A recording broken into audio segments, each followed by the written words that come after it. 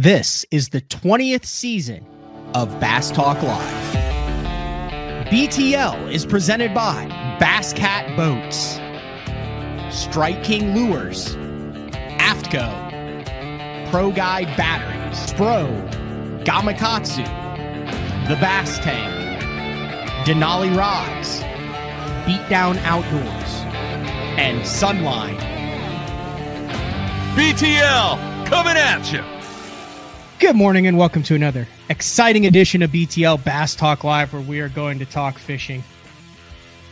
And we have a good one today. I've been mulling over this topic of discussion probably for the past 6 months. And it finally dawned. I said, we're going to do it. We're just going to do it. And when I first got into this game, covering this stuff as an intern for Mark Jeffries, I remember you'd sit around and you'd have like anglers mixed in, and you'd have like an outdoor rider, and you'd be at a media event and they say, well, who's the best flipper out there? It's Denny Brower. Oh, but I watched Biffle in 97 break down a row of bushes, and there is no one who could break down a row of bushes like Biffle. And then they go, oh yeah, well, remember in 98, that flipping tube? Denny Brower on High Rock Lake introduced the flipper. He's got to be the best flipper. And then, you get into the mid 2000s and the debate was the best offshore structure guy. Well, did you see Timmy Horton on Champlain, how he broke that down? He was eating pizza by 10 a.m.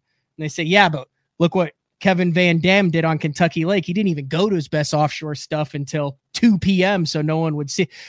So it dawned on me right now, we're in a completely new era of bass fishing. We got guys that are winning at an unprecedented rate. The consistency is through the roof, and there's no doubt about it that forward-facing sonar has spawned an entirely new genre of tournament bass fishing competitors at the top level.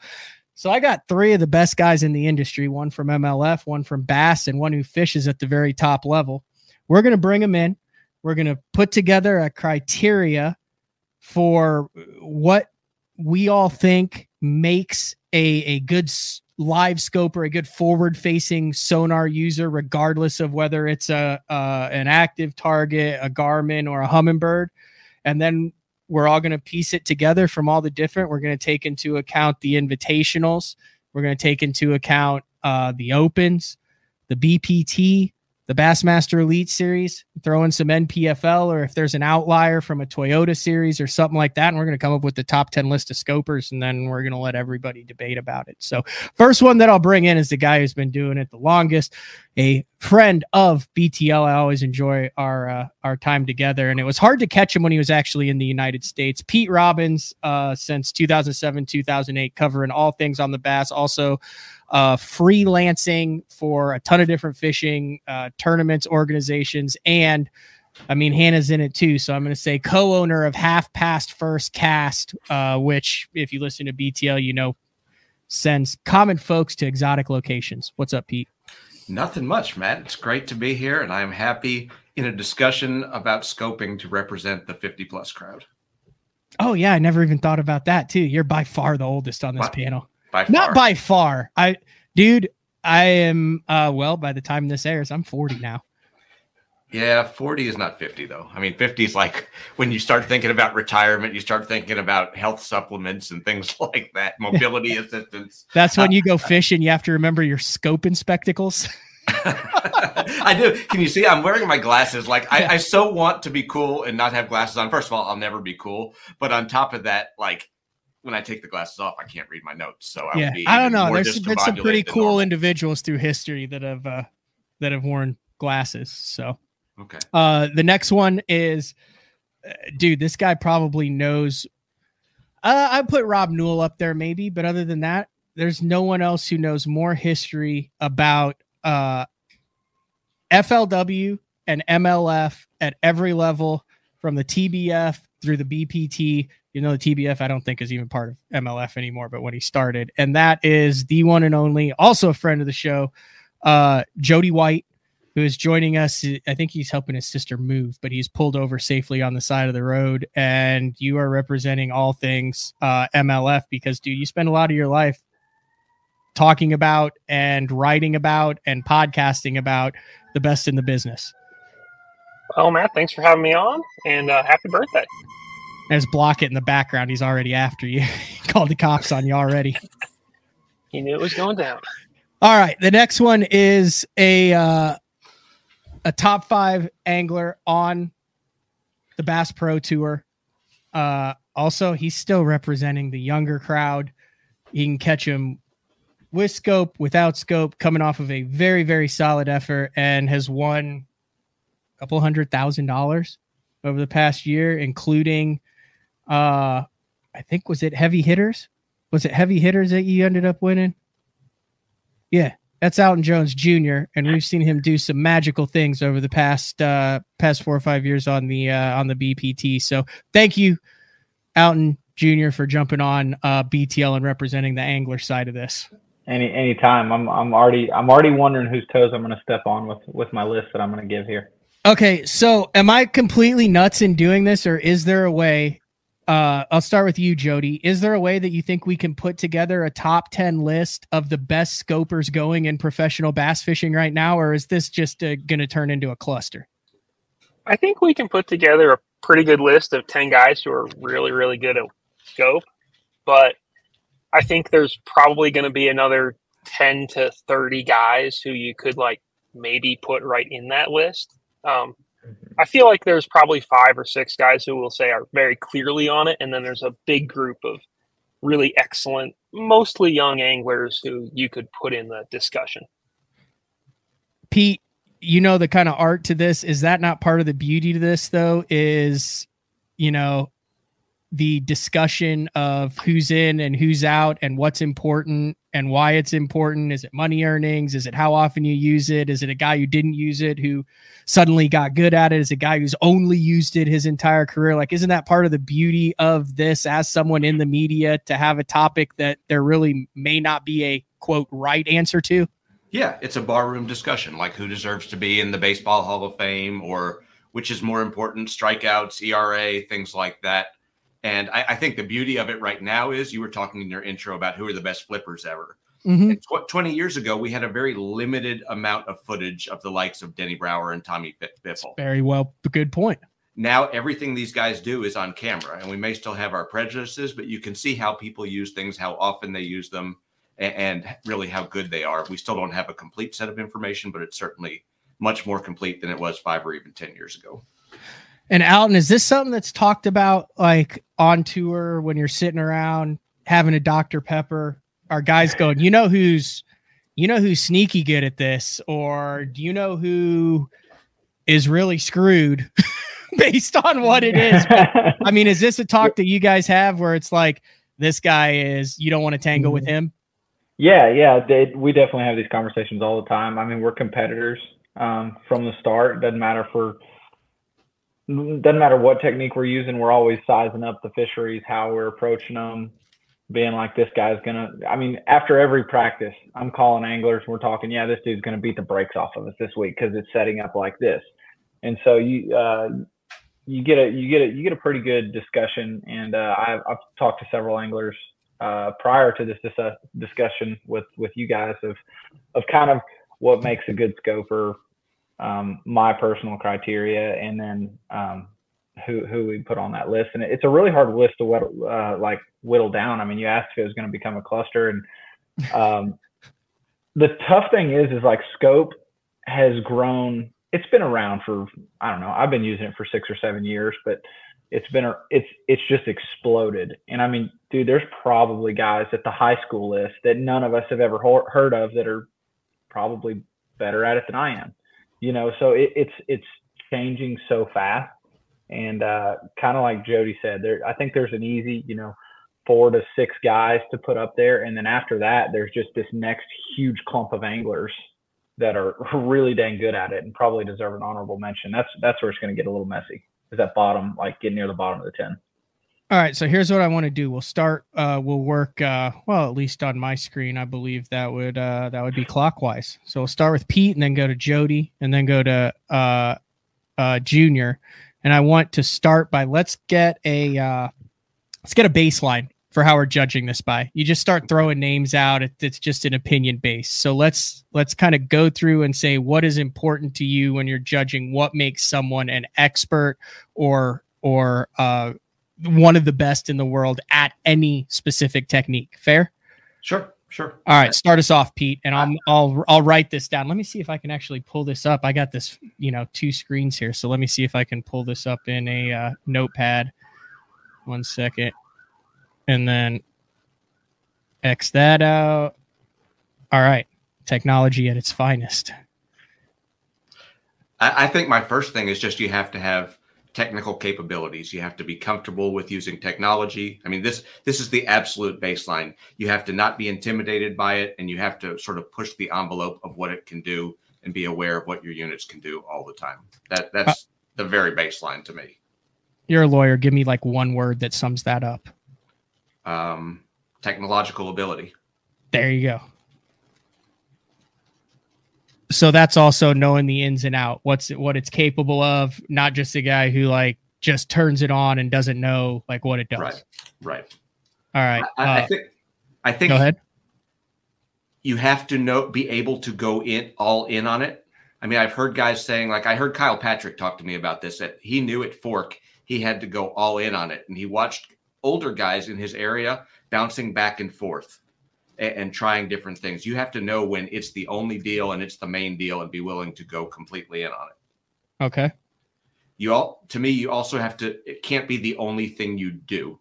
And that kind of goes against my first criterion, but you also have to know when not to use it, to know when to go pick up a flipping stick or to know when to bail. Know when to bail. Mm-hmm. Which shows an understanding of the technology and shows that you're not relying completely on it for your success.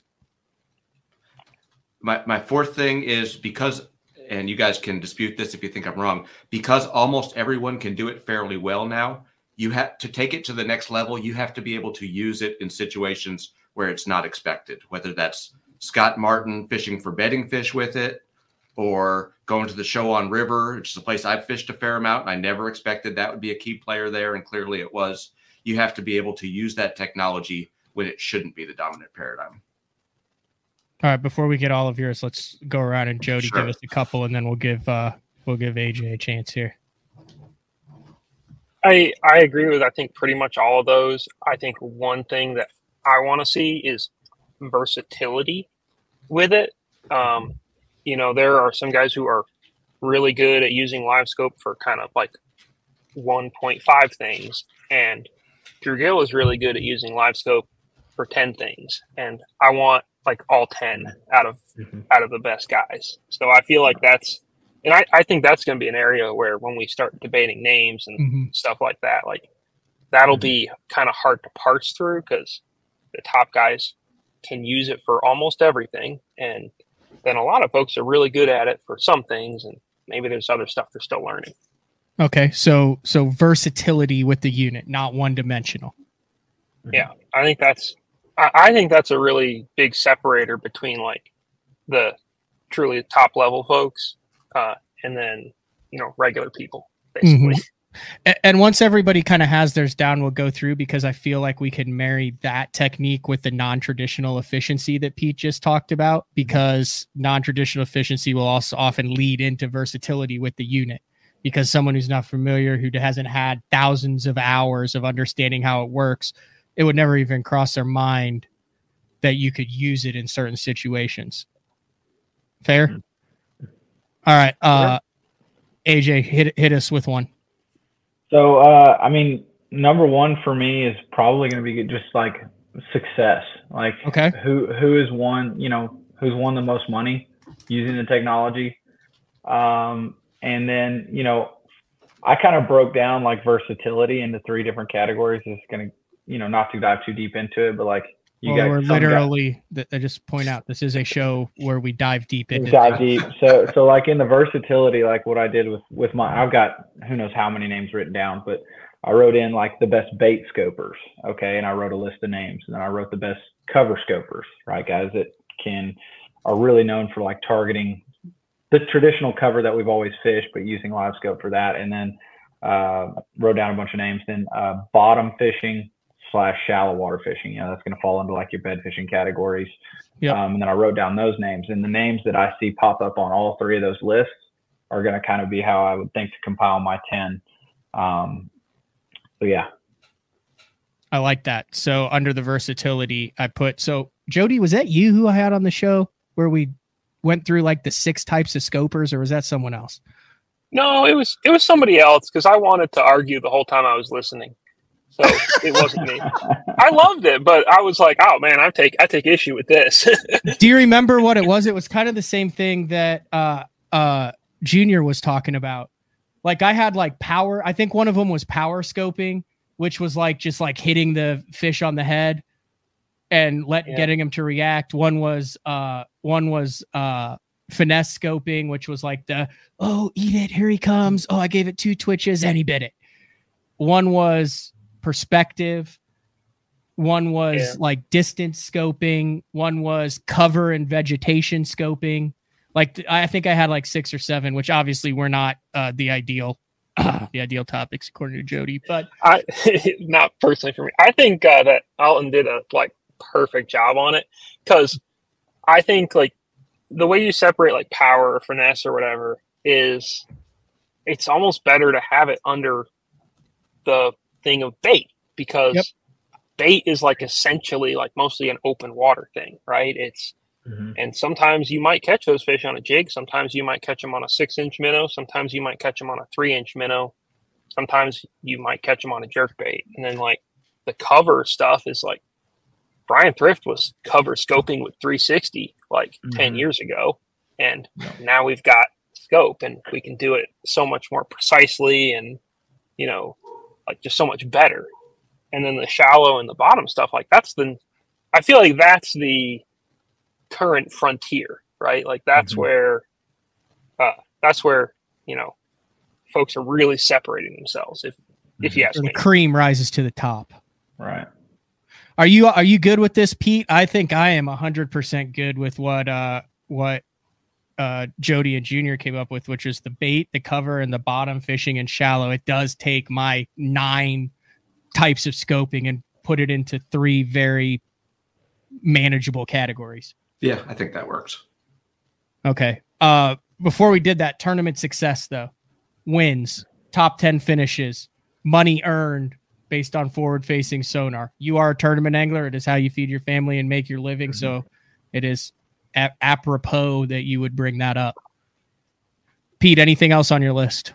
I was just thinking about long-term success. I mean, I can speak more to the bass side than the BPT side, but we have sort of this unfortunately indistinguishable blob of rookies who are all pretty good at it on the bass side. And, if you had talked to me 2 events into the season, I would have said Kyoya Fujita might be one of the best in the world. But we've seen that obviously his success has tailed off a little as the year has gone on. So I want to see at least 2 or 3 years of success, consistent success using this and making it work and not trying to force that square peg into a round hole. Consistency. I like that. All right, Jody.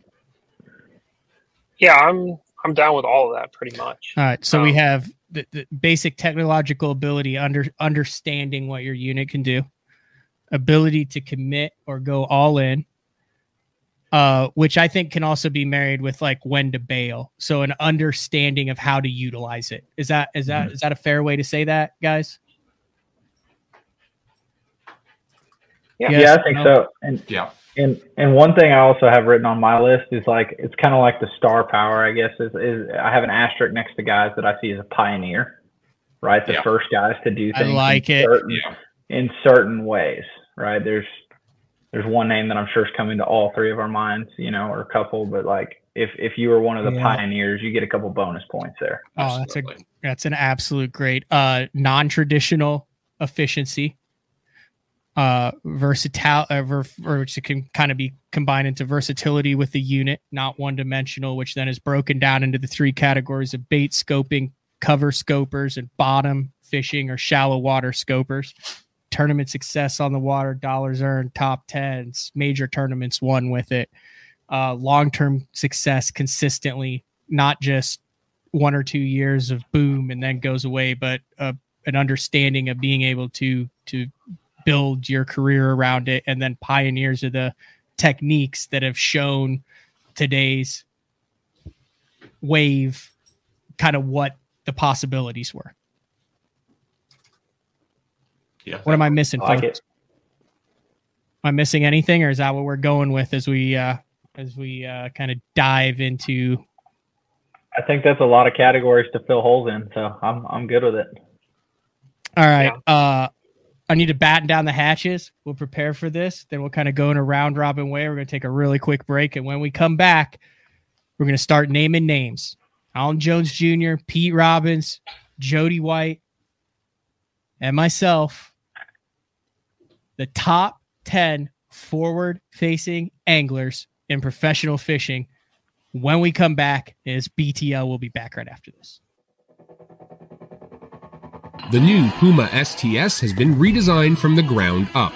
With the angler, design, function, and performance in mind, nothing on this new offering was compromised, and the only thing carried over from the previous version is the name.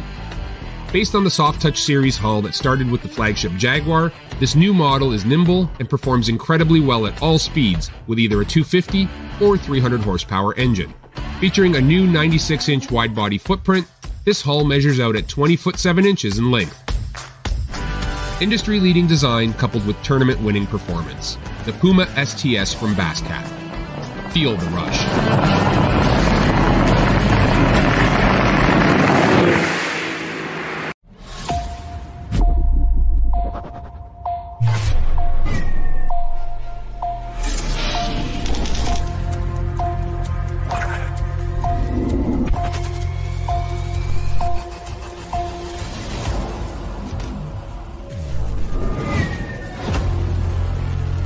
Everything you need, one legendary brand. Sonar, Strike King.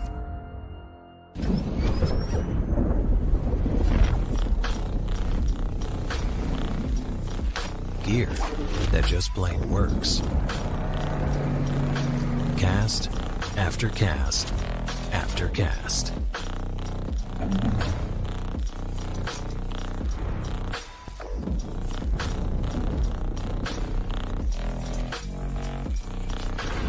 AFCO. Any fish, any water. All right, welcome back. BTL Taco. What are you going by? I talked to like 5 people on who would be a good angler, and some of them said Alton, some of them said Alton Jr., some of them just said Junior, and some of them said AJ Jr. Dude, I answered absolutely everything.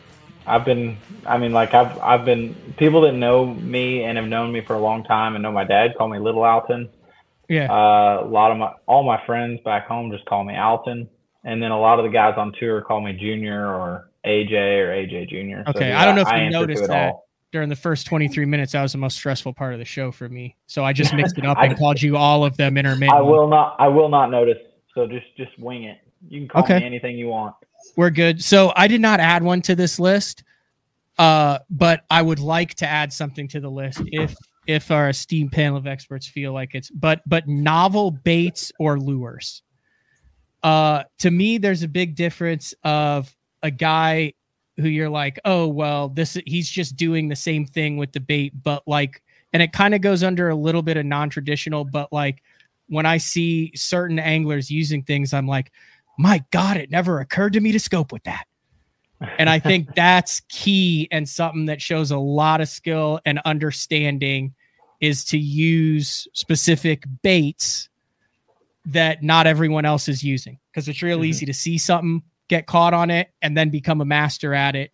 But if it's not in your brain, you can't use it. So is that a fair category to add to it also? Because that kind of impacts some people that I think are key to the list. Yeah. Go ahead. For sure. No, I was just going to say that kind of falls under like the pioneer or the non-traditional. Yeah. If you're just a minnow flicker, you better be really good in winning everything under the sun to get on this list, I feel like. Right. I agree. All right. So there we go. We went through the list. We have it. I will make the list of names. We're going to have way more than 10, and then we're going to whittle it down. I will put myself in the top right corner, and we'll just start with Jody. Give us God. give us a and you don't have to go. How do you think we should do this? Do you each have a top 10 list, or do you each just have names? Like, do you have a top 10 list, Jody? I have names. I have honestly been too busy to craft a perfect top 10. Okay, here's what we're going to progress. do. Watch. You're going to have 10 names, and I'm going to put you, so that'll go last. Pete, you have a top 10 list? I have like 7 or 8 on the bass side. And then I was hoping we could stipulate to Wheeler. Does anyone disagree with that? I kind of feel like Wheeler he's pretty darn good at everything he does. If we can stipulate to that, we could just move on to the next 9. But if people disagree, I'm happy to listen. So I will say this. As Wheeler as the number 1? Oh, are we ranking this 10, or are we just coming up with 10? Oh, no, we're ranking it, Pete. Oh, man. Yeah, we're ranking. But what I want to do is I got Gil number 1. Listen, everybody is going to give names. Then we're going to have a big list of names. Everything that's on the same list, and then we can argue about where they go. That's the beauty of this, because there is no right or wrong. But I will say this. You're the one who brought up Wheeler. So I had him on the show after he won the Angler of the Year, and I ran this idea past him. And of the top 10, I will say, and he did not know when we were recording this. Not an hour ago, I got a call from Jacob Wheeler, who was very concerned about the legitimacy of this list. And I had to say, Jacob, I got 20 minutes to get something to eat, and I'll call you back. But like, oh no, he was all in on this. And there were certain things that he wanted to make sure were very critical in the selection of this list. So no pressure. I got the same phone call, Matt. Did you really? Oh yeah. Okay. Which I talk to him all the time anyway. But yeah. we definitely discussed the list. All right, let's start throwing out names, and we'll throw them out until there are no names left, and then we'll see if we can assemble something like that is in agreement, and then we'll start debating. Sound like a fair plan? Yep. So this is in no particular order. If you have 10, you can start at your bottom and work your way to the top, because I already know we have disagreement at the top, which I freaking love. Start at the bottom, Pete.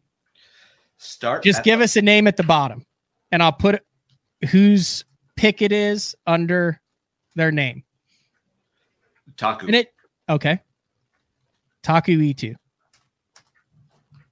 If you want to give you know what? Let's just give a name, and then we can go back and debate. That way we're not here for 7 hours. How's that sound? Sounds good. Alton. I'm going to go Justin Hamner. We're going from the working is in no real order. This is kind of working from no real order, but I'm just going to put a 10 next to it just to make sure that we have it. All right, Jody. I will go Jake Lawrence. Good pick. Yeah. Wait, are we just picking bass right now, or am I? You're just. Can I go anywhere on the board? You can go anywhere on the board. All right. You're gonna go Jake Lawrence, right? Yes. You think I should pick or not? Should I just let you guys pick? You should pick. You think I should pick? Yeah, throw a name. Yeah. Okay. Will you respect your opinions? I'm gonna go Scott Martin.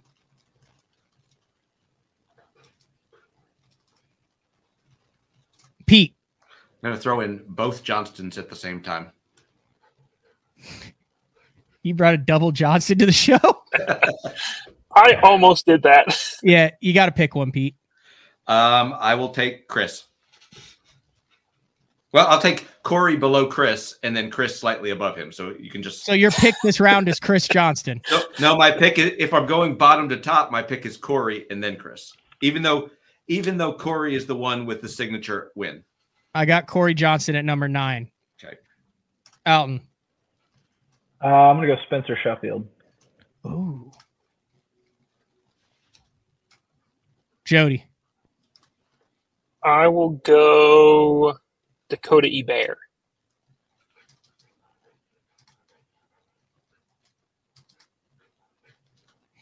Okay. My 9. I'm going to go Jason Christie.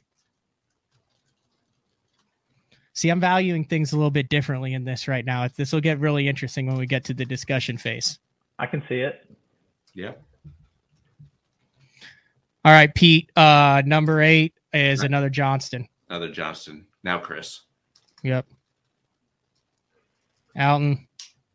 Give me JT Tompkins. Okay. I like that. Yeah. Jody? That's our first like super youthful guy who kind of violates Pete's rule, I feel like. Yeah, yeah. Although maybe Jake is the same issue. I think everybody in some ways is going to violate a rule. Yeah, I'm going to violate. We're talking about consistency and all those different things. You know, a lot of violating going on this show. All right, Jody. Let's see. I'll go Patrick Walters. I think he's a little higher than the bottom of the list, but okay. Mm-hmm. And I will go Easton Fothergill. Mm. Pete. Shakurit. Okay. Oh, which one? The walleye fisherman or? Well, I mean the son, but I think part of my rationale is because he comes at it from a different perspective and a different history.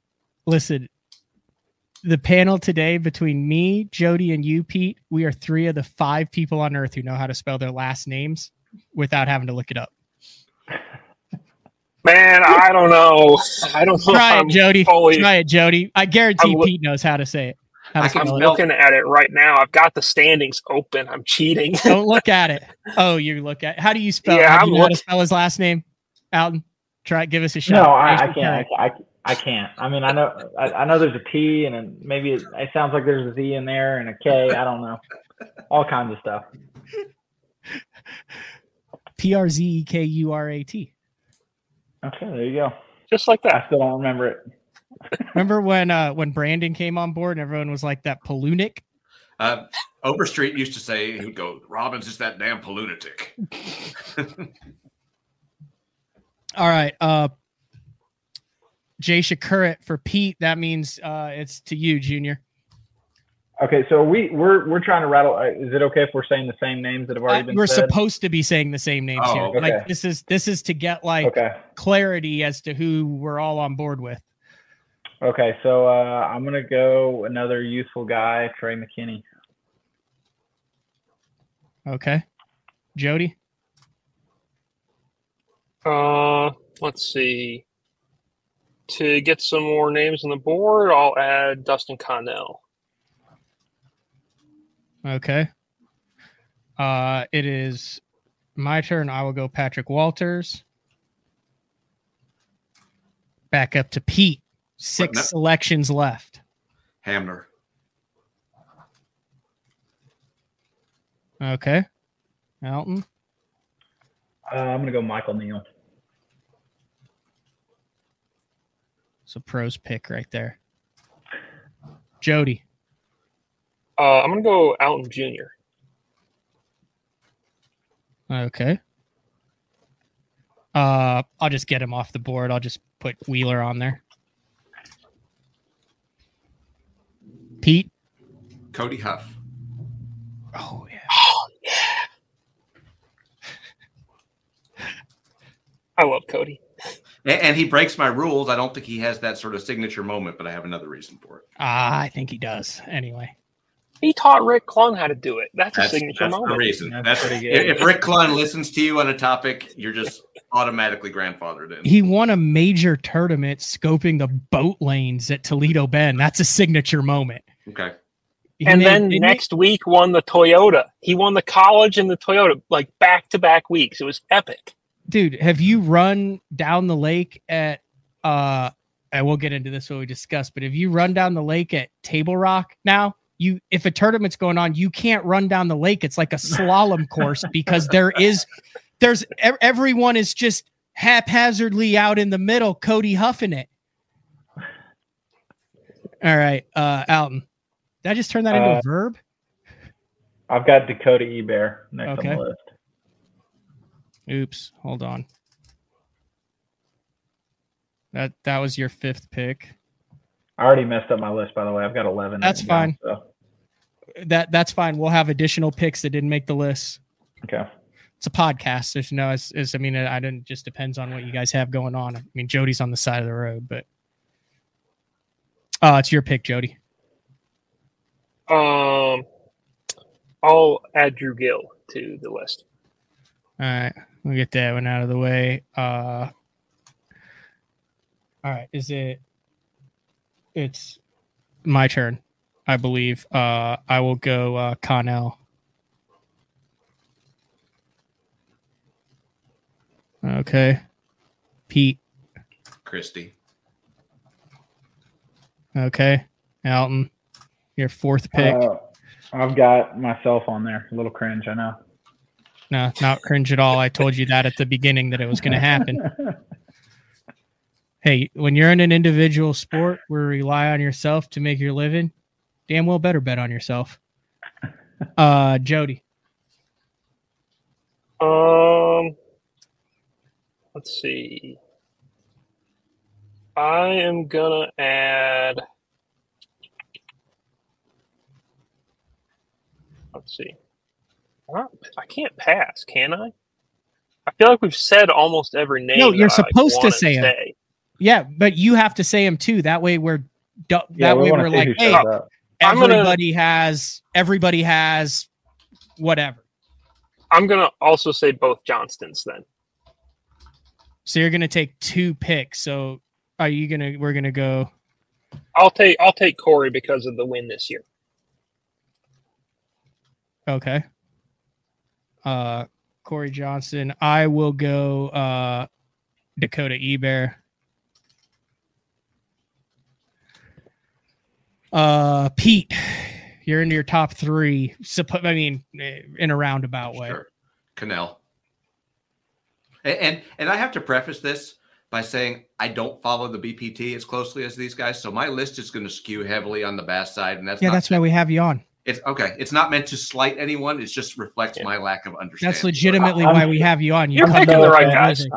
I'm so offended. All right, Alton. Give me Wheeler. Okay.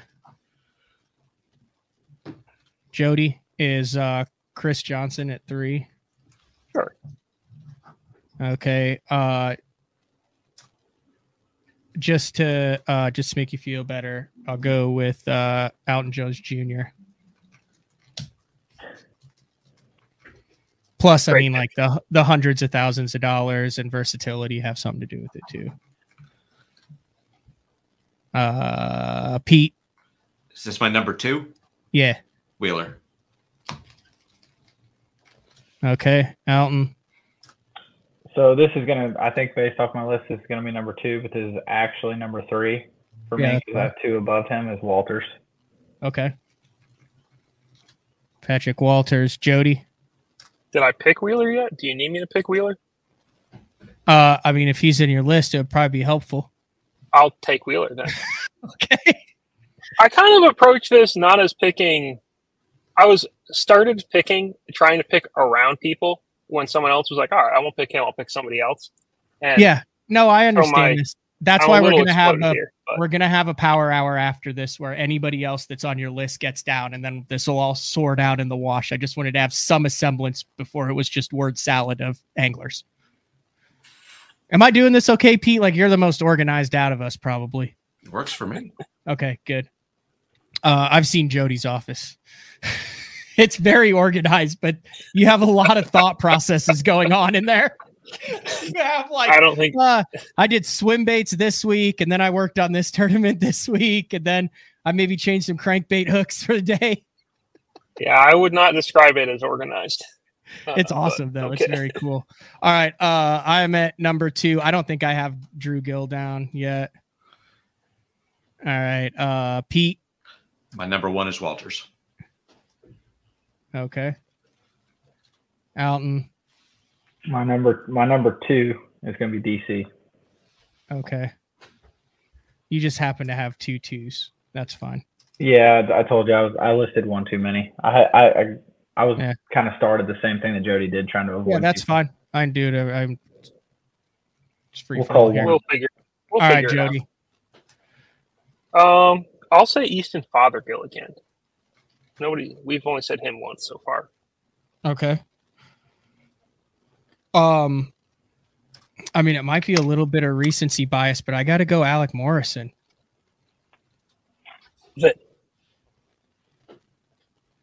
Was that on your list, Jody, yet? He was. I haven't said his name. I have him in my notes. Alec is super good at so many things. Okay.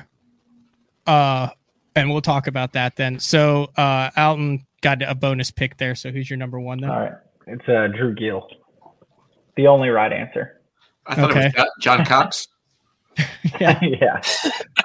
Randy Block is clear number one. Yeah. So, what I'm going to do is read the 10 that we each have, and then we'll do a power hour where we'll go around and each name names that were not on our list that should deserve consideration. If there was something, I know we got a little bit jumbled up. Sound good? Mm-hmm. So right now with Pete, we've got, and this is no particular loose order, folks. Taku Itu, Corey Johnson, Chris Johnson, Jay Shakurat, Justin Hamner, Cody Huff, Jason Christie, Dustin Connell, Jacob Wheeler, and Patrick Walters. Alton Jones Jr. has Justin Hamner, Spencer Sheffield, JT Tompkins, Trey McKinney, Michael Neal, Dakota Eber, Alton Jones Jr., Jacob Wheeler, Patrick Walters, Dustin Connell, and Drew Gill. Jody White has Jake Lawrence, Dakota Eber, Patrick Walters, Dustin Connell, Alton Jones Jr., Drew Gill, Chris and Corey Johnson, Jacob Wheeler, and Easton Fothergill. And I have Scott Martin, Jason Christie, Easton Fothergill, Patrick Walters, Jacob Wheeler, Dustin Connell, Dakota Eber, Alton Jones Jr., Drew Gill, and Alec Morrison. All right, who is on that list? Is not on that list that deserves to be discussed during the new business section of this show, Pete? Anybody that you feel has been done a disservice with this list? No, I think we have more people than we can handle right now. One thing I did want to bring up is, one thing we've historically seen in fishing is that guys were loyal to a particular brand. And obviously there are differences among the brands of electronics out there right now. We've seen a change, some guys giving up their sponsorships to run multiple brands. But I would be interested to know, and this may be way inside baseball, like what percentage of those guys that we just gave, 20 or so guys, run a particular brand or run multiple brands in order to get there? Because I have a feeling certain guys are left off because they're not running the right brand of electronics. I don't know how to put more of a fine point on that. That's a valid point. Like we're leaving off active target guys, or we're leaving off Mega Live guys?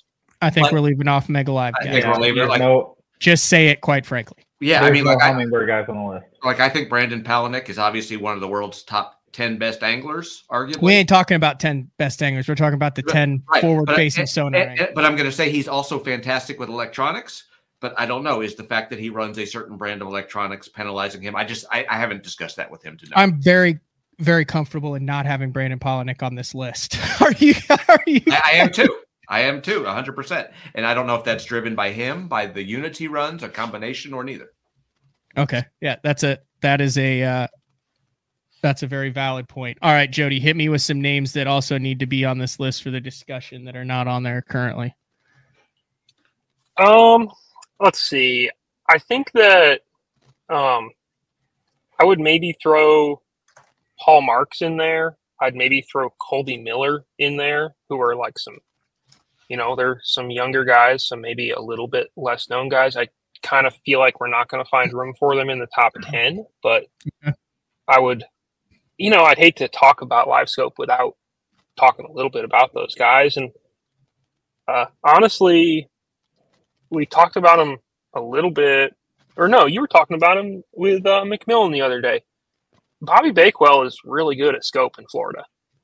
He had a pretty good shot to win a Toyota this year, throwing like a 13-inch worm or something like that on scope on the Harris chain. Like, he does some pretty cool things. I think we probably can't crack him into this top 10, but he's definitely, I feel like, honestly, he's kind of a bit of a Florida pioneer. And it seems like we kind of are learning a lot of things about LiveScope down there. Okay. Otherwise, I feel pretty comfortable. Maybe we left off a lot of the Elite Series rookies, which I think is a lot of it is probably due to like all of us not being able to separate each one of them out as well as maybe we could, because it seems I like got just really good at it. I got a couple when we get down to the names that weren't in the word salad top 10. Like, I'll just put him on here now. Ben Milliken. That was he's been doing it a long time too. Not all, not all in tournaments. Like, he seems awesome at it. Yeah. He was going to be someone I mentioned because he's the reason we almost always have a glide bait tied on, and I think if we had this conversation in March, he would have been in a lot of people's top fives.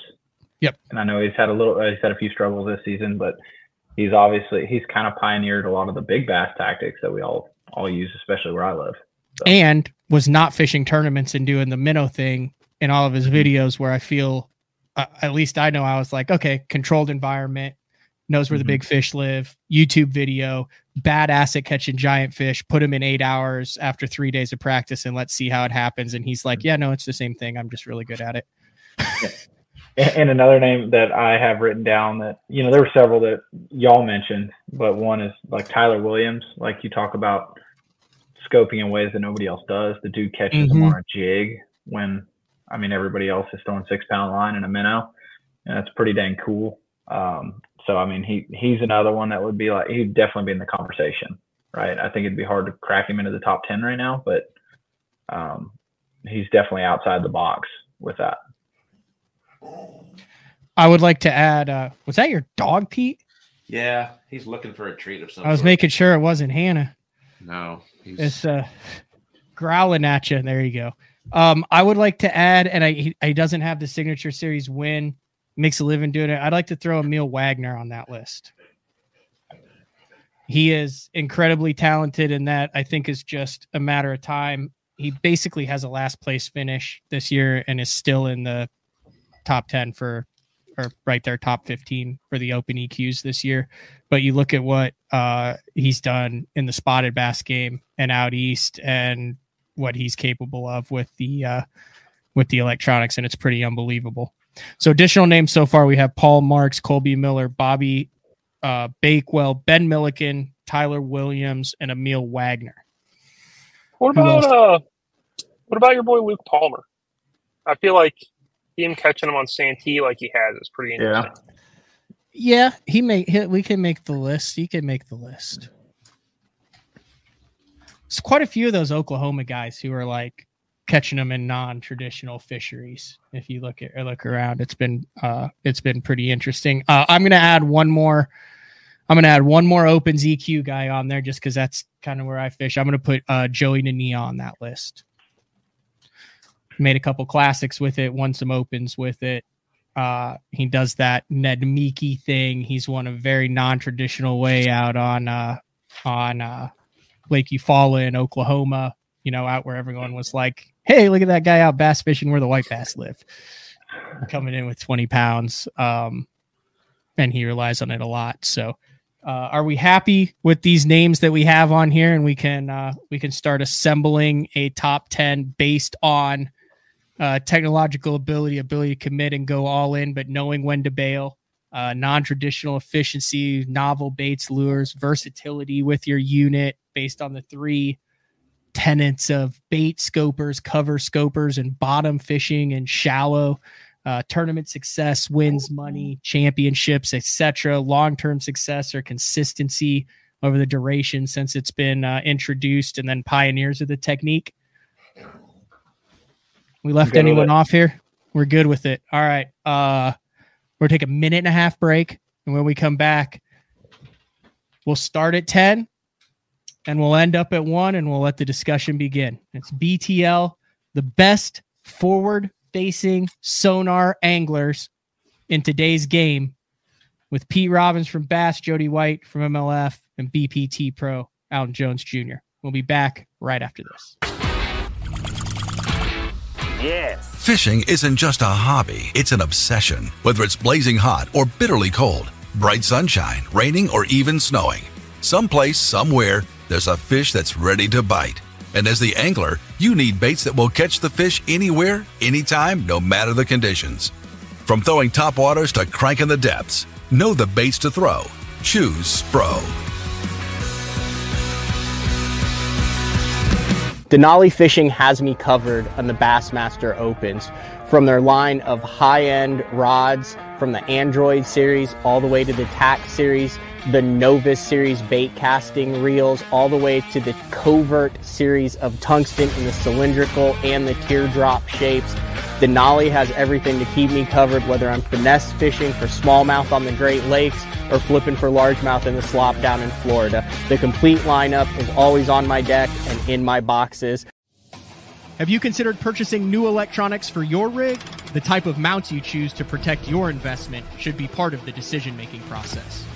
No matter if you prefer 1, 2, or 3 graphs up front, Beatdown Outdoors has a solution for you. Adjustable, versatile, rigid, and made in the USA. What's your ultimate electronics setup? Check out the full selection of Beatdown Outdoors products by visiting beatdownoutdoors.com. Your early morning mentality is your every hour mentality. All gas, no brakes. Focus, purpose, power. Destined for the water, but confident everywhere else. A calming buzz before the storm, the truth of nature itself. You can't catch lightning in a bottle. There's a limit out there, but it's not with your gear. Unrelenting power delivery. Unparalleled weight savings. Keeping you on the water, whether you run a 9.9 or outscoping your best 5. In this rare air, there's power in the silence. It's a mindset, thinking only of the things that matter and freeing your mind from the things that you trust.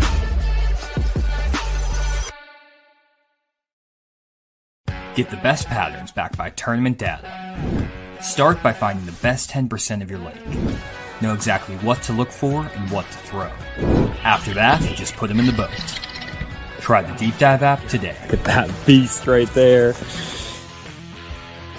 All right, welcome back, BTL. We're talking about the top 10 best scopers, forward-facing sonar guys in the game, just like we would if you were a flipper or a cranker or a topwater guy and whatnot. Now, in a perfect world, we'd build the anticipation in number 1, since I know we already have a debate about it. But this is reality, and I want the top 10 in the easiest, cleanest way possible. And the best way to do that is to start at the top and then work down to 10. Right, Pete, Alton, and Jody? Works for me. I agree. All right. So we'll start at number 1. We're going to look at who's got everybody on the list. And unimpacted by other people's decisions. Pete, your number 1, and like I said, this wasn't in specific order at all, but your number 1 was Patrick Walters. Right. Alton, your number 1 is? Drew Gill. Drew Gill. Jody, your number 1 is? Drew Gill. And my number 1 is Drew Gill. Pete, talk to us as to why Patrick Walters should be in consideration for the number 1 scoper in the game, because I think you might have a valid argument here. I think Patrick was among the first ones to have a signature win with it at Fork. He's won multiple times with it, doing different things from the St. Lawrence to Fork to Murray. He's consistently at the top of his game. He uses it with the glide bait, with the jerk bait, with the minnow. And he's the perfect age. I mean, he's not a 19-year-old guy coming in who can only do that. He would be fine without it. And yet he's not a 50-something-year-old guy like me who's semi-resistant to technology. He's not yet 30 years old, and he already has multiple signature wins with it. And it feels like the best is still ahead of him.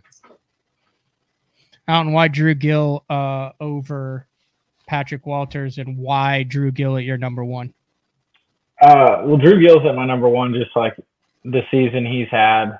I mean, really over the past 2 years, but this year especially, I mean, he's had 2 major wins with it, and he's doing it in unconventional ways. Like I think as you see any game advance, the athletes, like you get into like the LeBron versus the Michael Jordan, and I think athletes always progress. I think the next top guy is almost always better than the predecessor because they learn from them in a way. Like athletes get faster, fishermen get better, you name it. And right now, to me, Drew Gill is he's the scariest angler with that black box, dude. He doesn't miss. He's doing it in ways shallower. I mean, like what he did at Eufaula this year, which wasn't even his win. He finished second in it. The lake was 4 feet high, blown out mud, and the dude's scoping him out of 2 feet of water. The ability to tell what's bass and what's not bass in places where it's very, very difficult, and being able to generate bites is just, I mean, it's incredible. And he's super, super efficient with it. But to Pete's point, I talked about kind of like the star power bucket point, some of the pioneers. That is, not only is Patrick one of the most like feared anglers on the planet right now, but he opened a lot of eyes with what he did on Fork and a lot of other places. But like that Fork event, fishing that standing timber with a jerkbait really just unlocked a whole nother level of fishing for a lot of us. So I can definitely see his pick. Jody, anything you'd like to add to that? No, I think the emphasis on Gill being great is, more important than anyone else being, not as good at him at it. Like, I think Gill is just that incredible. I'm going Drew Gill number one because I've had some conversations with him where I'm like, boy, that wasn't like, that never even crossed my mind. Like that entire train of thought was like never even present in my brain. And he's talking about it like it's just like common matter of fact. And I've also talked to a number of professional anglers who are really good at this and do this for a living. And they're like, yeah, it's real hard to try to work with him because he's on a different plane. Like he's taking things with forward facing sonar just as assumptions that are base knowledge. And it's like high level stuff that we're just getting our hands on. And to him, it's like, well, of course, XYZ because XYZ. And that's why I did this. And then also knowing Eufaula really well, I was like sitting there watching it going, what the hell is he scoping? Like there's nothing there. And you're just like, okay, yeah, that did it for me. Mm-hmm. Yeah. Have any of you guys got to fish with him? No. I haven't. Dude, have you, Jody? We shot day 5 at Rayburn this year after he won, and his processing time from like blip on the screen to Nico rig falling down to it is incredible. The speed that he's like, yeah, it's a catfish. Yeah, it's a carp. That might be a bass. Like it's amazing. I mean, it made me want to sell my tackle. Like he is so fast with it. It's remarkable. And like, I've seen a lot of guys fish really fast with it. I've watched Spencer Sheffield fish a lot. He's a really fast scoper. And Drew, I really think is like at that level or maybe, beyond it. And this is like his second year fishing pro. It's, he's incredible, man. Pete, are you cool with Drew Gill at number one then? Yeah, I just don't have enough time watching him to really understand, but these two guys obviously do, so I am fine to stipulate to that. I mean, I think we're splitting hairs here when we maybe not in this particular case, but among the rest of the top 10, you could switch 7 and 8 or switch 9 and 6, and you probably wouldn't be losing or gaining a lot. All right, we'll give you the edge. We'll let you kick it off. I'm assuming number 2 then. If Drew Gill is going to be number 1, you're sticking with Patrick Walters. I would based on what I've heard. Okay. Let's switch it up. Jody. I'm really not mad at Patrick Walters number 2. I feel like he's got like some really good history. He's obviously still really good with the technology. I don't know if like he would like 100% be my number 2 pick, but I feel like he's for sure in my top 5. And honestly, this is literally a show where you're giving us your number 2 pick. So give us your number 2 pick. If it's controversy, and it doesn't match, I want to get this list. I want this list to be like vetted we want out. This list. Yeah, as long as everyone's good. If someone has to go, I get it. We're already an hour in. But what's your number 2? I got all day. I feel like my number 2, I think I'm going to go Wheeler. And it's kind of by a hair. And some of that is because he does so much of it with active target, which is just, it's like very interesting to me that he's made that technology work so well for him. And not because it's bad, but it's just a little bit non-standard. And then some of it is that. Have you seen the most recent active target, Jody? Sometimes it's like pretty sweet. I saw it with what's his name? With Keith Carson. I'm like, it looked pretty good. We saw some big fish. We saw like a muskie. Yeah. Is it not good, or what? That's what I'm saying. No, it's like it's there. It's good, right? Oh yeah, it's really good. Yeah. Some might say there's certain things it does that is better. Well, yeah, like there's some things that I think it might do that it's better. So like I don't know. I am. You're going Jacob Wheeler though. At 2. Yeah. Okay. Alton Jr. I've got DC at number 2 for me. And splitting hairs, like Pete said, between Patrick or Wheeler, all those guys are in my top 5. But the sheer amount of money that's been won on forward-facing sonar, I don't think anybody can hold a candle to DC. He was one of the. I mean, I don't even. He's had to have won $1 million in the last like 3 or 4 years on it. Yeah. Between 2 Red Crest wins, 5 BPT wins. Nuts. Super dominant whenever they're on bait. He's really, really hard to beat. And so that's why I give DC my number 2 spot. But like Pete said, splitting hairs there. Yeah. So I'm going to go DC as well. I know that he's won an Elite Series event like before this stuff was even out there, but it's almost a knock, not a knock, but Wheeler's versatility and ability to go completely off script when he planned on scoping and picking up fish, like in this last one on the St. Lawrence, going up and flipping for largemouth or whatnot.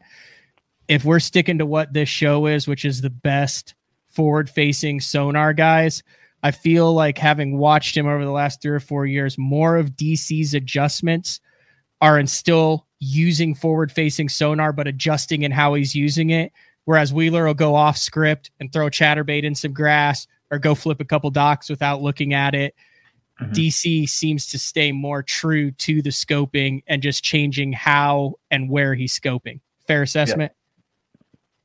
That's why I give the nod, even though Wheeler has the 3 Angler of the Years, the astronomical amount of money is DC. Pete. I feel like Wheeler gets penalized for being good in this conversation, gets penalized for being good at a lot of different things. Absolutely, he does. But I also wanted to make a point, and I don't know where this comes into the whole calculus. Wheeler obviously has had a lot of success with the Crush City lineup this year, as have some other guys on that team. And I think the fact that he developed a line of baits specifically around or largely around this technology, I don't know if that works in his favor, against him, or it's indifferent. But it's kind of a cool little wrinkle there. Now, listen, I feel, even though I put DC there, it's really hard for me not to put Patrick Walters in the number 2 spot because of the pioneering. And you talk about, he was one of the first guys. I mean, Alton, how much did you win in heavy hitters on a jerkbait? I've not won $0 on a jerkbait in heavy hitters. Or were you on fork where you were catching them on the jerkbait? I was actually cranking. I was shallow cranking with live. Where were you jerkbaiting? I don't know. I've never won a tournament on a jerkbait, actually. You weren't jerkbaiting stumps? No, I was cranking stumps. Oh, cranking that tournament. A lot of guys were throwing jerkbaits. I don't know how I ended up with my own show. I'm sorry. That one. Get kicked out on that. Jeffries, I'd be fired immediately for that massive gaff. But Patrick with the jerkbait, like, look at what he's done with that. Like, I feel like he was the first one where people were like, oh, they'll come and eat that. And it was like right when the live was coming along, and it was like mesmerizing what he was able to get fish to do with it. And that, am I wrong on that, Jody? I mean, were there guys, Pete, were there tournaments before Patrick that were won with a jerkbait and scope? If there were, they kept it awfully quiet. Yeah. I mean, is that not a massive thing now? Yeah, it's huge. Is a jerkbait a massive thing anymore? The Classic was just one on it this year, Jody. You know what wasn't one on it? Alton Jr. did not win it on fork. I did not.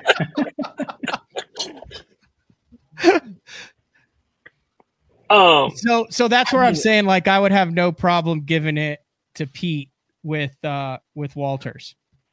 But if we're just going based on votes for number 2, we have a Walters, a Wheeler, and 2 DCs. Walters has probably won, maybe even while we're talking, an NPFL event, and I bet he was using LiveScope. Yes, So he also has, I think, that 3 could or be a 4 good tiebreaker. NPFL events. Yeah. Matt, you're the boss of the show. I think you're going to have to call it. No, we're voting for it. Is everyone sticking with their votes? Pete, you're sticking with Walters? I'm sticking with Walters. Jody, you're sticking with Wheeler? I mean, you kind of talked me out of it, honestly. And actually, Drew Gill, I talked with Drew prior to this, and Drew said that Connell scopes more than Wheeler. So I will switch my vote and give us a decision here. Who are you switching it to? I'm going to switch it to Connell. That way you get a clear 3-1, and we continue to gang up on Pete. I know. I'm feeling bad about this here. Okay, so Drew Gill, Dustin Connell. All right, number 3. I'll kick it off. I will go Patrick Walters, number 3. Ditto for me. I love it. You're good on that too, Jody? No arguments here. Pete, you get your number 1, but it's number 3. Okay. So we have Drew Gill, Dustin Connell, and Patrick Walters as the big 3 right now, as the top 3 live scopers in professional bass fishing, forward-facing sonar users, regardless of what brand it is. What is Drew? Does Drew have multiple?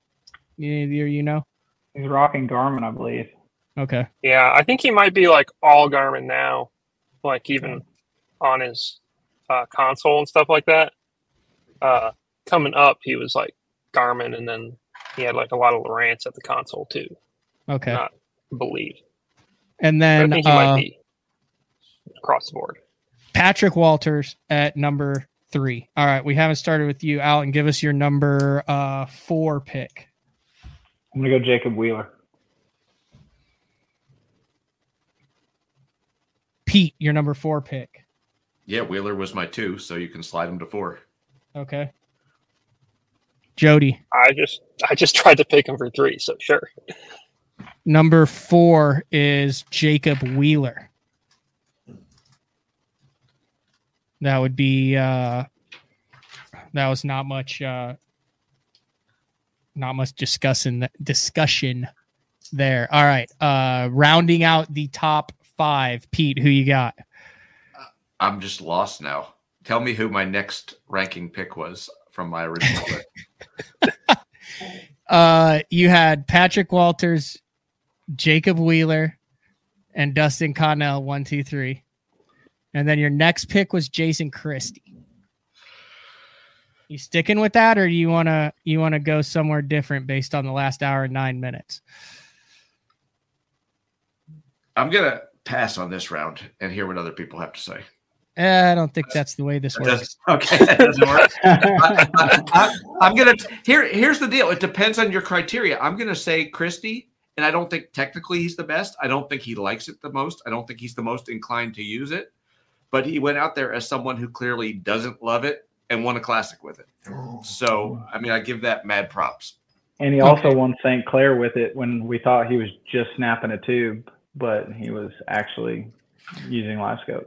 It's a toss-up between Scott Martin, Mike McClellan, or Jason Christie as to who was kind of the first to win a pure what they call it before it was LiveScope? Panoptics tournament. Mm-hmm. Right? Am I right there? Jody, Pete, Alton, and Missouri. Was there anyone before those 3? I think McClellan won a invitational or something on it. Who knows when Scott actually started using it, but he didn't tell anyone till everyone was like, hey, anyone noticed that Scott only casts where his trolling motor's pointed? I think of those 3. There was Go ahead. Oh, there was a Forestwood Cup at Ouachita, which I think was the one that Clint Davis won, although I'm not 100% sure on that. And Scott and Wheeler both had the Panoptix brick transducers, and were like chasing schoolers in the mornings, if I remember correctly. And got beat by a big worm in a brush pile. Yeah, old school, baby. Those are the days. So you're going imagine if they pointed those transducers at the brush piles. Gosh, they would have been unstoppable. Who knows? You're going with Christie based on history, Christie, a classic win, a first win. He has the major signature win, and chalk one up for the old guys. I don't know if he's 50, but he's close. Okay. Jody. I'm probably going to go Alton Jones Jr. on this one. I feel like he uses live scope in some really innovative ways. I think he's really good with it shallow, which to me is like one of the more impressive and difficult to do things with it. And he's got some big wins with it. You going with yourself, Alton? I hate to do it, but that's where I was put myself on the list. Yes. So I've been told that if you are not in the top 5, this is I can't repeat the word list. And that was by one of the guys that's already on the list. And then it was also by a dude who's not even on the list who goes, well, you know who's obviously in the top 5. And I said, really? And he's like, yeah, dude. He's like, that guy's legit with it. Like Matt, like one of those dudes where you're like, yeah, you don't tangle with them when it's the deal. And then you also found some like little sneaky off the wall deals with it. Now I'm scared to like bring up anytime you've been scoping because I don't want to be wrong again. But I'm going to do it anyway. I'll put myself at risk. Were you doing some crazy off the wall, like some unique stuff with it at Santee Cooper? Yeah, I was doing the same thing that Wheeler was. I just ran out of fish. He had a lot more spots than I did. And then like you follow, I was bed scoping and finished, So, I mean, I feel like when I look at the list that I've made, talk about bait, cover, bottom shallow, like I don't hold a candle to DC and Wheeler and Walters when it comes to like the bait nomadic fish. And I honestly don't hold a candle to Drew Gill when it comes to like super shallow, but I feel like edging towards that shallow stuff is definitely where I can separate myself now with so many guys being so good at the nomadic side of things. I think it's 3-1, Pete, as we continue. I feel like we're talking different criteria here. Like these guys are, not that they're taking it more seriously than I am, but they're doing like serious analysis of how people fish with it. And I'm giving more weight to the historical. Yeah, that's why I brought you on, dude. Okay, good. Like you're adding. I feel like I have to explain myself. No. You're adding exactly what I want you to the show. Okay. I definitely think that if there's a live scope Hall of Fame, like Pete is building it right now. We're definitely going to get there with Pete. Who is going to top 10 tomorrow? Then there's some folks building that list too. Gotcha. Yeah, that's fair. So Alton Jones Jr. So our top 5 in the world based this is irrefutable. Is Drew Gill, number 1. What are you chuckling about down there in the corner? Well, it's irrefutable except by Pete. I know. We're like, thanks, Pete, but we're going to go in a different direction.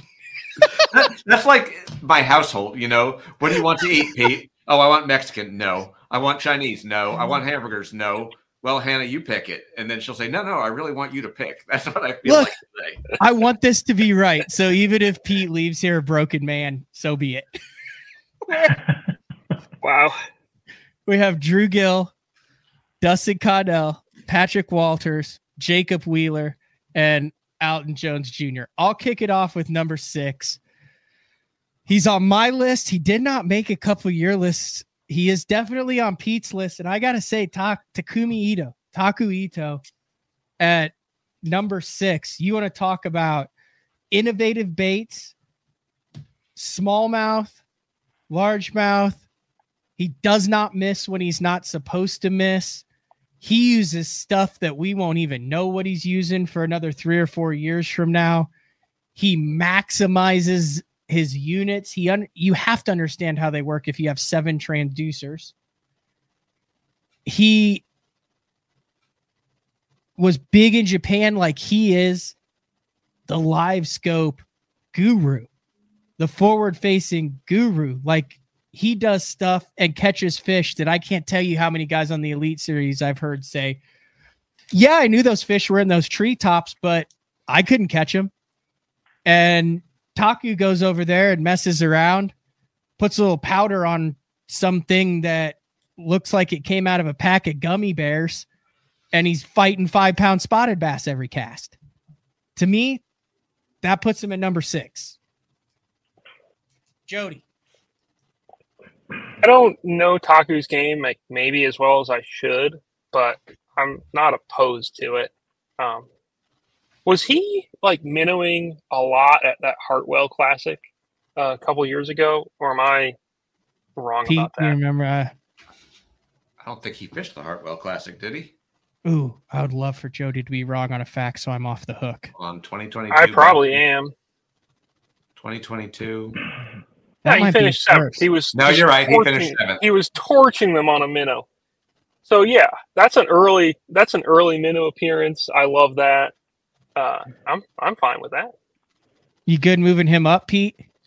I am. And one more thing about him, at least on the bass side, there are guys, particularly guys in my age range, who when I see their name on caller ID, I shudder these days because I know I'm about to get a 45-minute diatribe about how much they hate the young scopers.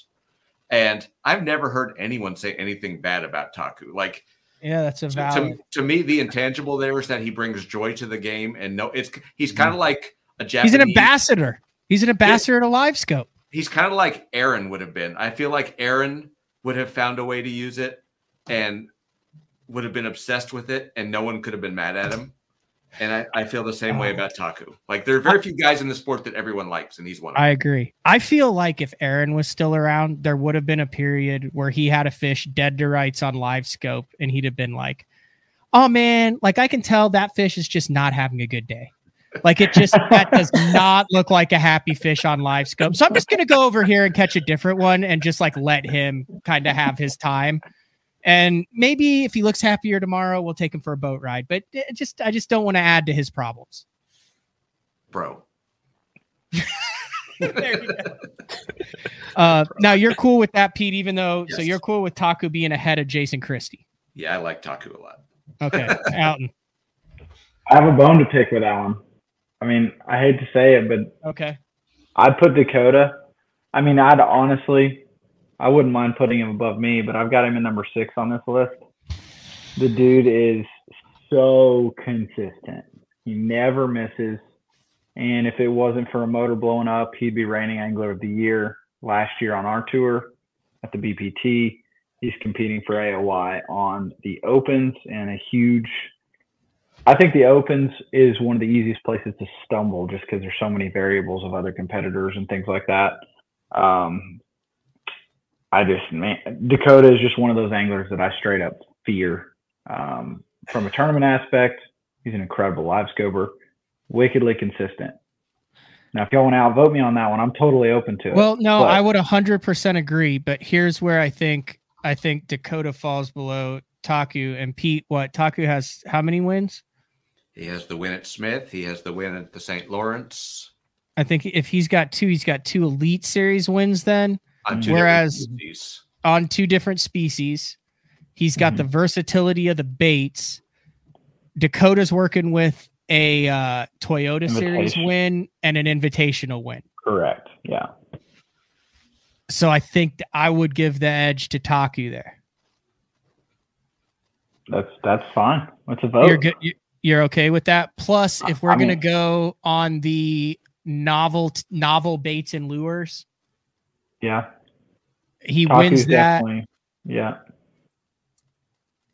And I love Taku, one of my favorite anglers to watch, but the only bone I have to pick is the consistency aspect. That's valid. The only bone I have to pick. And I'm not trying to be the bad guy here, but when I make my list, I try to make a list of dudes that never miss. Do we know how Taku is at like the shallow aspect of live scope? Because I legit don't really feel like I know the answer to that, but I know that Dakota can do that stuff. Like Dakota can scope a fish on a bed. Pete, do we know what Taku's efficiency is in dirty water, shallower water, stuff that's not smallmouth powder. I mean, he doesn't have a signature finish in Florida. He has a second place in an open at Toledo Bend. He came in third at an elite at the Sabine, and I don't know if he was scoping in those cases, but clearly he has good finishes in those fisheries. Oh, maybe he was scoping in that one. If he was, I would be much more comfortable. I would say there was a good chance he is, just knowing what I know about the JDM culture and all those guys and how they fish. I would say there's a really good chance he was scoping in some Hold on, I'm trying to find this. There it is, Sabine River. Let me see if there's a. I think he was scoping. I think he's right there by the. Wasn't he fishing like bridges and like barges and stuff like that? Yeah, there's a big pier just upriver from Takeoff, and I think he caught a bunch of big ones off it. I'm pretty sure he was scoping them. I'm seeing frogs. Everyone's seeing. I'm in the top bait, so it's going to come here, and we're going to know right off the hopper what he was doing. Oh, and those are always true. Oh, dude. He had a spinning rod. I remember. Here we go. Look at this. It's going to be some sort of weird Nico rig or wacky rig or something like that. There it is right there. Look at that thing. I don't have one of those in my tackle box. Oh, he's also got a spinner bait and a minnow. And it was the Sakamata shad. Oh, that was a Sakamata shad before they were $75 a bag. Back when you could actually get them. No. Yeah. I'm good if y'all want to lock that in there. And then do we stipulate to Dakota coming in next, or is there a dispute about that?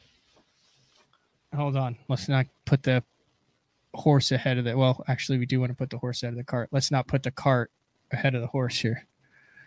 I got to get my list back up. We're good with Taku at 6. And I'm good with it. I agree. Dakota is a definite top 10 guy. No, I'm 100% on that too. I think Dakota's got to be number 7 if Taku's is 6. You good with that, Alton? Yep. Okay. So we're at Drew Gill, Dustin Connell, Patrick Walters, Jacob Wheeler, Alton Jones Jr., Taku E2, and Dakota Ebear.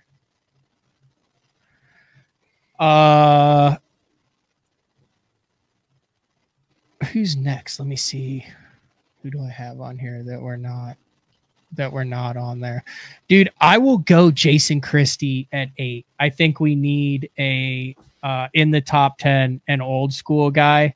And I mean, I might be a little bit biased because he's from Oklahoma, but he's the last guy that I would think of being incredibly proficient with it. And like I said, he's been on that train since 2018. He has a Bassmaster Classic win with it.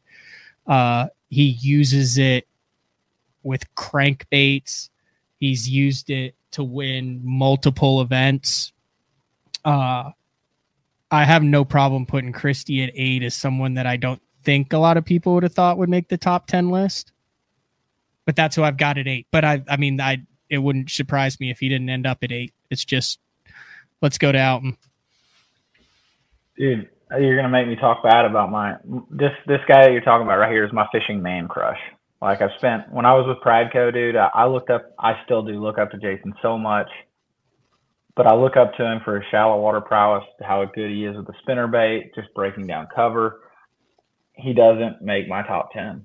I mean, okay. I just straight up say that. And I look at the show that we're trying to film is, now this is your show, but it's top 10 scopers in the game right now. Yep. He's not now you talk about top 10 spinner baiters in the game, and it'd be hard not to put him in number 1. But I struggle for him to find my list. You know? Okay.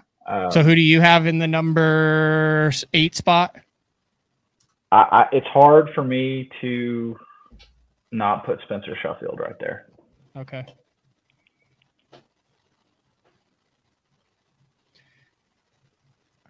Pete? I had Christie up high, but the more I think about this is we are filming this right before the St. Lawrence tournament. By the time this is live, Hamner may have won Angler of the Year and the Classic in the same year. When I said the Classic, I thought, you know what? I should have said Hamner instead of Christie because I thought the same thing. I mean, if he does that, it's 2 major titles scoping. Jody? I feel like this is like right about the right place to put Sheffield. I think it's also probably right about the right place to put Hamner. I think if I have a live scope only tournament tomorrow, I think those guys are going to beat Christie. I think that he's like, it's amazing what he's done with it, but I do agree that for this list, like, yeah, there's other if directions. we're making a Pioneers list. Like, I don't the see Pioneer how stuff you. Yeah, go ahead. is like bonus points. That's like a little sprinkle. For guys, and the that's more like the we've talked icebreaker, about but it, I mean, that's kind of. So here's the deal, and I don't see how this is debatable. I don't know how you can put as Justin Hamner has a classic win. Like, to me, if it's a tie, that's a tiebreaker. To me, to put Spencer ahead of Hamner, Spencer would have to be significantly better with it and have a significantly better resume. I'm good with that. You good with that, Pete? I've spent time on the water with Hamner, and he's able to make fish do things to. He's able to make fish react to the bait when the bait is further away from the fish. Does that make sense? Than anyone else I've been in the boat with live scope. He's able to do things with a swim bait or a jerk bait to get a fish that's 10, 15, 20 feet down away, not exactly in the cone, to visibly be looking at the screen, and he does something, and that fish goes, I want it. Whereas, a mere mortal such as myself would be like, oh, next cast. I like Hamner at that spot. Justin Hamner. All right, number 9. Whose turn? Alton, number 9. I'm gonna stick to my guns with Spencer there. Okay. Jody, you're a MLF guy. I'm really good with Spencer there. Okay. I almost want to know though, like, is Scott Martin in your top 10 or he's not? in my top 10? Because I feel like he's not in my top 10. I can see the argument like both ways. I feel like he should get a lot of credit for being a pioneer. Seems like he's got the bed fishing thing like on lockdown, but also, I mean, man, he's really struggled in some great live scope tournaments this year. Right. And I think you got to be able to do it all, in my opinion. But he's definitely, dude. I mean, I had never seen anyone bed scope. I mean, watching him, what he did on Santee is why I was able to do it at Eufaula, Okay, I also want to bring this in as we go to number 9. A lot of you guys had the Johnston brothers in your top 10, and we're at number 9, and there's not a Johnston on the list yet. I feel like they're going to get knocked out because they're going to cannibalize each other's votes. It's hard. It's hard. I mean, their parents really did them a disservice by giving them very similar first names that start with the same letter. It's just, and the fact that they share their money and they share their information. What do you want it to be, like Chris and Augustus? Yeah, Otis and something else. Like, it feels like, and I've worked with them a lot, but sometimes I'm like, I have to remember which one's Corey and which one's Chris, just because they're distinguishable when you see them. But they do so much in such similar ways and have so many great achievements, both of them, that it's hard for me to pick one over the other. I would like them to be like maybe 10A and 10B. And I don't know either of them personally as far as like their scoping tendencies. Yeah, that's me. I don't have enough experience around them, I guess, to I will say this. We are going to have 2 honorable mentions after this. So if we want to do this weird Chris and Corey thing, I just know I spoke to several Elite Series pros who were fishing around them at St. Clair a couple years back. Yeah. And they said it was embarrassing how much they outfished us, basically doing the same thing on the same fish. And like, to me, when you're going against, I mean, you've known it, Alton, when you've gone to a place like Okeechobee and you're sitting in the monkey box and there's someone who's catching more fish than everyone else doing, they're doing exactly the same things. Sometimes there's just that little extra juice to someone. Right. All right. So now we've got we're working with. I have no idea where we are. 9, I think. We're at number 9. Yeah, we're and still Alton's on 9. saying, We're off the Alton's rails. saying, I know. Alton's saying Spencer Sheffield. That's your pick, number 9. Yeah, Okay. I'm sticking with that. Who's your pick, Pete? Number 9. I'll defer to them. Okay, Jody. Who's your I'm pretty 9 good with pick? Sheffield, man. I've watched him fish a lot. He's incredible at it. I will defer to you guys there. You guys seem pretty confident on that. I'm not well versed enough to know, but I trust you guys. What's our breakdown now? Elite versus BPT versus none of the above. Drew Gill, BPT, Connell, BPT, Walters, Elite Series, Wheeler and Alton, BPT, Taku E2, Elite Series, eBear, Opens and Invitationals, or just Opens? I just call them Opens. Opens. Now. The Hamner Elite Series. So if you want to do bass guys in the top 8, we have 1, and this just says worked out like this. 4, 4, and 1. We have Hamner, eBear, E2, and Walters, and then we have Gil, Connell, Wheeler, and Jones. That's pretty amazing. One of the names that we've skipped over that should be higher on my list is Michael Neal. I can't see a top 10 without Michael Neal in it. Yeah, and he just won. There's not a recency bias. He's almost won a cup doing it. Michael Neal is incredibly good at it. He's super committed to it too. And there's some times where he does put it down and he'll still catch them shallow, which maybe is a mark against him, but he's really good. He won with it with Active Target at Rayburn. He won an invitational or a pro circuit or whatever we called it then. He's really good. But he might be kind of one of those guys who's a little too all around. Like he's just too good at fishing, you know? Yeah. I'm also looking at other names that are on multiple lists that are not represented, and Cody Huff has not been. I mean, we got 3 spots left for the top 10. Cody Huff has not been discussed yet either. Wait, I thought we had 2 because didn't we put we have 8? 2. Yeah. Hamner's number 8. So we have 2 spots. Wait, we didn't fill in Spencer at 9? Are we good? I don't remember if we did or not. Maybe we did, but gosh, it feels brutal to leave Huff off of one. And That's it what also I'm feels saying. brutal So to here's leave what Neal we do. off of it. We have two spots. Let's make a list. Are we good with this? You guys good? I'm not getting bored with it. Are you? I'm good. No. I'm a little stressed out. I'm not going to lie. We have Cody Huff, Spencer Sheffield, Chris and Corey Johnson,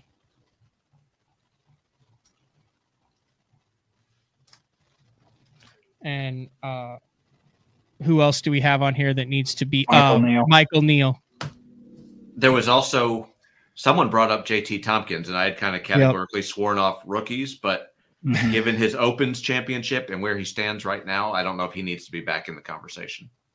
I think there's a lot more wins between these 5 guys that we have on here that are battling for 2 spots that JT Tompkins doesn't have yet. Major wins. We'll get him on next year's list. Yeah, but fair. I think that's right. Yeah, I'm fine. I really feel like Drew Gill is like the exception that proves the rule. That maybe it's fine to wait a little bit on rookies. I don't know if that's. Can we knock out Palmer, Nania, Wagner, Williams, Milliken, Bakewell, Colby Miller, and Paul Marks at this time for those final 2 spots? I think so. Yep. Okay. Other people that we have on the list, Alton, you had Trey McKinney on there. Yeah, I think you can. I think I actually had JT ahead of him. So if we're going to nix JT. Okay, so we could nix both of those. Pete, you also had you had Shakuret and Huff. Huff is already down there on that list, but you also had Shakuret. First one to break 100 pounds, did it strictly on scoping, just won an open with 75 pounds.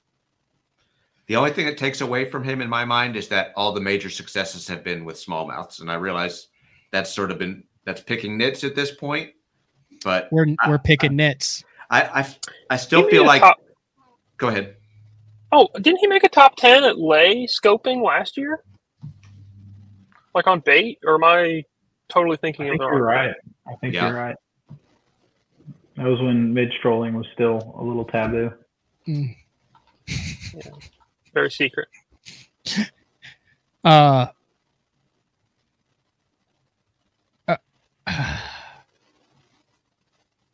trying to think. And I had Alec Morrison on the list. He just has a Angler of the Year and a win. Does he have a win yet?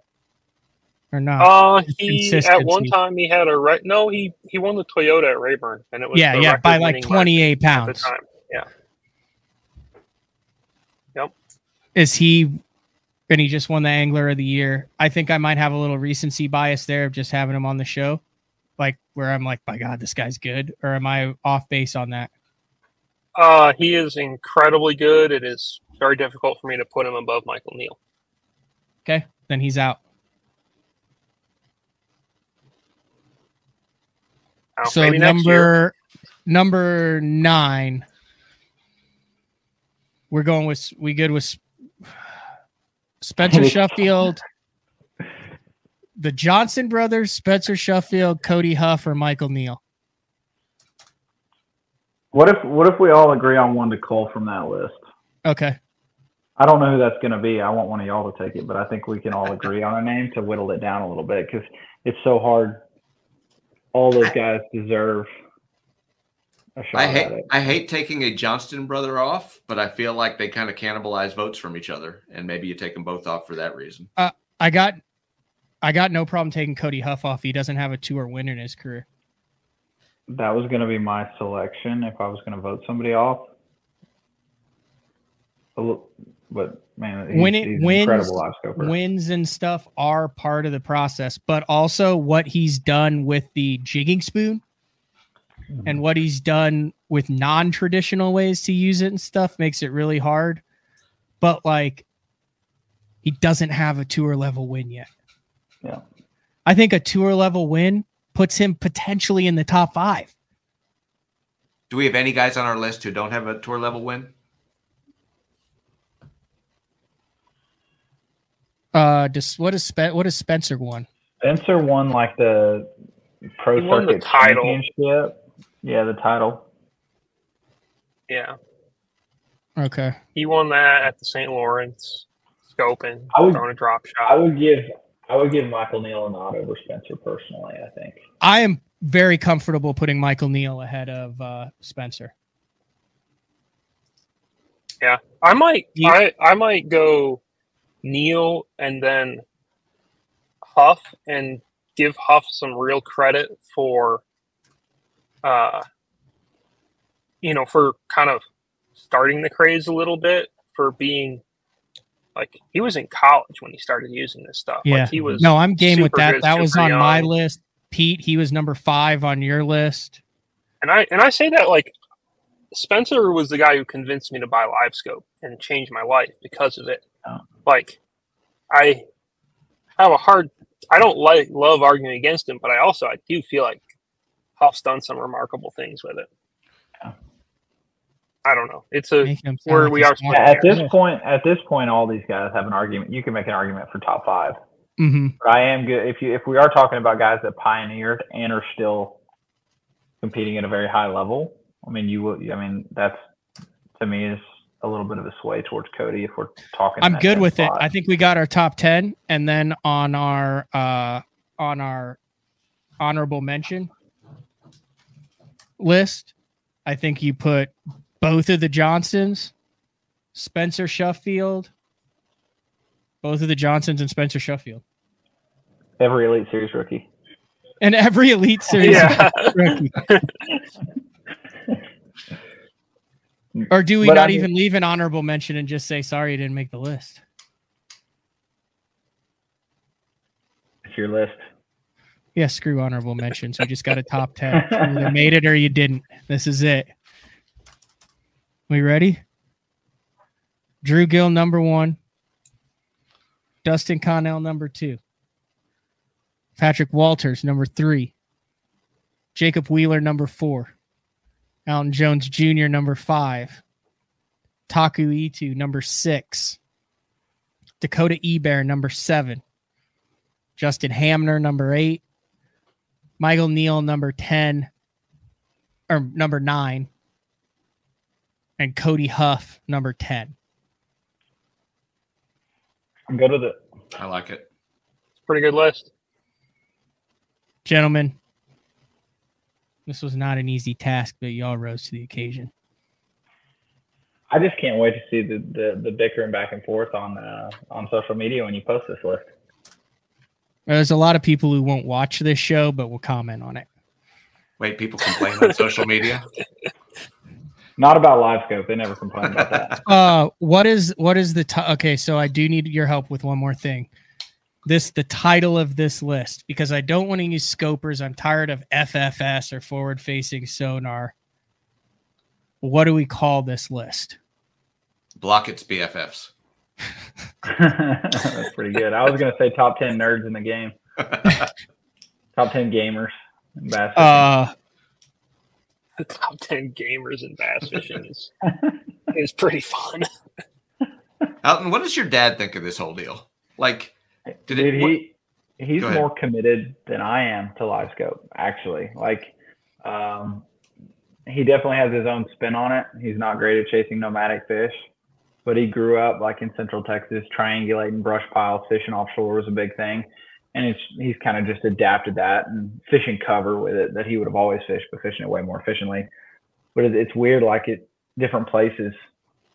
Like a lot of times, like we go to the Chowan River, I start way up the Roanoke, flipping and frogging and doing all that. He starts scoping and he stays scoping. And I mean, that tells you it doesn't always pay off. He struggled a little bit this year, but he's fully embraced it. It's fascinating. I'm sure it changed the dynamic where it went, I would assume, where it went from him being your mentor to a more equal playing field between the two of you. I mean, that was going to happen anyway as you matured, but I have to assume that was partially the case in your relationship. Yeah. I mean, we definitely, we feed off of each other, and there's definitely things I can help him on and things he can help me on. So it's nice to be able to return the favor. He's taught me a lot over the years. I'm looking at it. I like it. Gill, Connell, Walters, Wheeler, Jones, Ito, Eber, Hamner, Neal, Huff. I don't think there's any glaring emissions. I think there's a healthy discussion on the bottom half. I like our panel of experts. You all brought something different to the table. Are you guys happy with it? Standing behind that? With it. Yeah, I stick with it. All right. I feel great about the top 5, and I think there's discussions the rest of the way, but that's a list, you know? If you feel good about it, Pete, I'm going to fade the music in. Fade it. Because, I mean, our job is done. We'll post this.